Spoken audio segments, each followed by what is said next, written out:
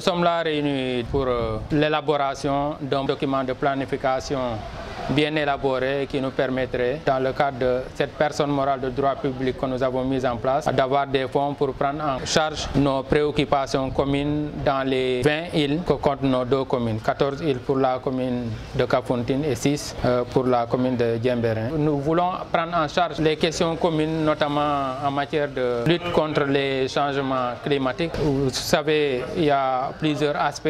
Il y a la protection de l'environnement, il y a l'octroi d'activités génératrices de revenus en faveur des jeunes et des femmes, mais de l'ensemble des populations. Il y a l'amélioration des conditions de vie, l'accès aux services sociaux de base, notamment l'accès à l'eau, à l'énergie, à un assainissement de qualité. Il faut constater que les îles ont des particularités. Ce sont des populations qui sont d'égale dignité avec les populations des terres fermes, mais leurs conditions de vie sont extrêmement difficiles, de sorte que ces îles méritent d'être prises en compte de manière particulière. Et nous savons que les changements climatiques touchent de plein fouet également ces îles-là, avec des questions d'érosion, de salinisation des terres cultivables, de raréfaction des ressources halieutiques et la destruction également de la mangrove et de la biodiversité. Tout ça fait qu'il faut qu'il y ait un plan cohérent de développement pour prendre en charge l'ensemble de ces préoccupations en vue d'un développement durable. Je suis satisfait de la qualité des productions que nous avons eues parce qu'il y a eu, au-delà des plénières, il y a eu des ateliers au cours desquels les participants ont eu à décliner une vision des actes stratégiques, mais également des programmes prioritaires, des programmes phares que les différentes parties prenantes pensent être les actes qu'il faut prendre et mettre en cohérence avec la vision agenda de transformation Sénégal 2050 par rapport auquel il faut s'arrimer.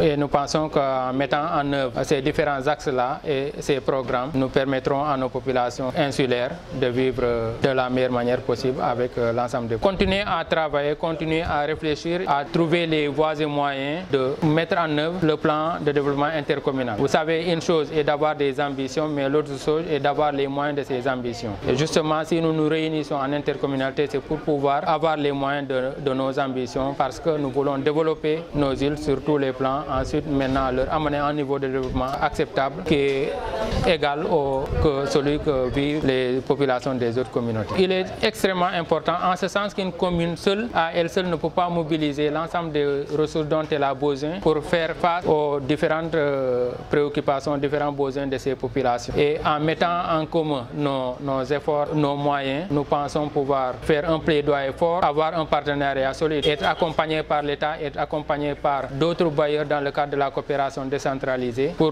prendre en compte les aspects liés à la protection de l'environnement, notamment la protection contre la destruction du littoral et toutes ces préoccupations de grande taille, en tout cas qui concernent nos îles. Il y a également les questions liées au reboisement et tous ces aspects-là, prise en compte de l'emploi des jeunes, mais également activités génératrices de revenus permettant à nos femmes d'être autonomes.